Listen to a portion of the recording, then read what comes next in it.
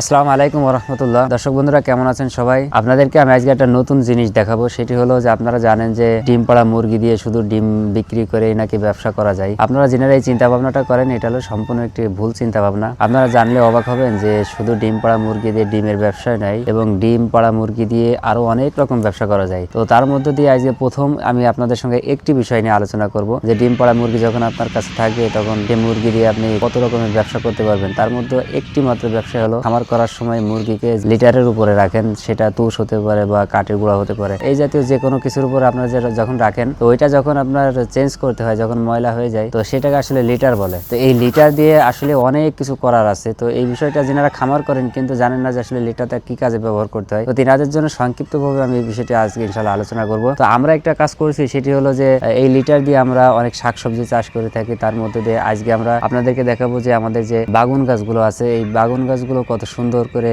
বড় হয় এবং বাগুন ধরে, এই বিষয়টি কিন্তু আপনাদেরকে আমরা স্পষ্টভাবে দেখাবো। তো আপনারা যারা শুধু খামার করতেছেন কিন্তু খামারের যে আপনারা যে খামার করতেছেন এই খামারের যে বর্জ্যগুলো হয়ে থাকে এই বর্জ্যগুলো আসলে কোন কোন কাজে ব্যয় করতে আপনারা জানেন না। তো আজকে কিন্তু আপনাদের জন্য খুবই গুরুত্বপূর্ণ এই আলোচনাটি। তো আসেন আমরা আপনাদেরকে দেখাই এবং কিছু পরামর্শ দিই যাতে করে আপনারা এই কাজটা করতে পারেন। মশারি দিয়ে আমরা ঘিরে রাখছি জায়গাটা। দর্শক বন্ধুরা দেখেন এই যে মশারি দিয়ে ঘিরা রয়েছে, আমরা একটা আলাদা কাজের জন্য দিয়েছি। আমাদের যেহেতু এখানে বাগুন গাছ, এই বাগুন গাছগুলো আমাদের এখানে রাস্তা যাওয়া আসার ছাগল আছে, ছাগলগুলো মাঝে মাঝে সেই বাগুনগুলো খেয়ে ফেলে, যার কারণে আমরা একটু ঘিরে দিছি যাতে করে আমাদের বাগুনগুলো একটু ঠিকঠাক থাকে। দর্শক বন্ধুরা এই দেখেন আমরা যে বাগুন গাছগুলো লাগিয়েছি একটু দেখাই আপনাদেরকে কি পরিমাণ বাগুন এখানে আছে, আপনাদেরকে একটু দেখাই। আলহামদুলিল্লাহ দেখেন অসাধারণ বাগুন গাছ। এটা কিন্তু আমাদের এখানে অনেক গাছ, এখানে আমাদের প্রায় 5টা গাছ লাগানো আছে। এই যে যদি আপনারা লক্ষ্য করেন এই যে এখানে আরো বাগুন আছে, এই একটা এবং আমাদের সকালবেলা এখান থেকে 3টা বাগুন ছিঁড়া হয়েছে, যেরকম এর থেকে অনেক বড় হয়েছিল। এগুলো তো আসলে জালি বাগুন,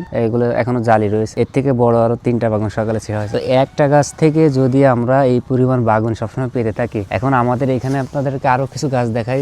যেমন দেখেন এই যে বাগুন গাছগুলো আমাদের কিন্তু অনেক বাগুন গাছ এখানে আছে, প্রায় 5টা-6টা বাগুন গাছ এখানে। এই যে দেখেন আর একটা বাগুন, আলহামদুলিল্লাহ কি সুন্দর বাগুন, দেখলে মনটা ভরে যায়। দেখছেন এখানে কিন্তু আরো অনেক আছে। এই যে আপনাদেরকে আমি লক্ষ্য করলে দেখবেন, এই দেখেন মাশাআল্লাহ মাশাআল্লাহ কি বাগুন, অসাধারণ। তো এখন আপনাদেরকে আমি কিন্তু শুরুতে একটি কথা বলছি যে আমাদের যে ডিম পাড়া মুরগি আছে, মুরগির যে বিষ্ঠাগুলো হয় যেটাকে আমরা লিটার বলি, এই লিটার কিন্তু আমরা ব্যবহার করে কিন্তু আমরা এরকম বাগুন উৎপাদন করতেছি। তো আমি আপনাদেরকে দেখাচ্ছি যে এখানে লিটারটা কোথায় ব্যবহার করা। এই দেখেন লিটারটা ব্যবহার করা, দেখছেন এইটা কিন্তু যে আমরা যে তুষ ব্যবহার করি এই তুষটাই যেখানে ব্যবহার করেছি। দেখেন অসাধারণ একটি ব্যাপার, এই যে সব কিন্তু তুষ দেওয়া, দেখছেন এটা কিন্তু গাছের গোড়ায় দেওয়া এবং এখান থেকে যে বাগুন গুলো হয়েছে এটা অত্যন্ত সুস্বাদু এবং ক্ষতিকর কোনো বিষয় আমাদের এখানে কিন্তু নাই। আপনারা যারা মুরগি খামার করেন কিন্তু আসলে লিটারটা ব্যবহার করতে পারেন না, যে লিটার দিয়ে আসলে দেখা যায় অনেকে পুকুরে ফেলে দেন বা অনেকে এমন একটা জায়গায় ফেলে দেন সেখান থেকে কোনো কাজ হয় না। তো অবশ্যই আমি আপনাদেরকে পরামর্শ দিব যারা মুরগি খামার করবেন অবশ্যই কিন্তু তিনারা এই মুরগির লিটারটাকে কিন্তু ব্যবহার করবেন। যেমন আপনি যে কোনো গাছে দিতে পারেন, আপনি শাকসবজি উৎপাদন করতে পারেন। তো আপনি এখান থেকে কিন্তু দেখা যায় আপনার পরিবারের যে খরচ আছে সেখান থেকে সেটা কিন্তু আপনি অনেকটা মিটাইতে পারেন। আজকে আপনাদের সঙ্গে আমরা এই বিষয়টি সংক্ষিপ্তভাবে দেখালাম।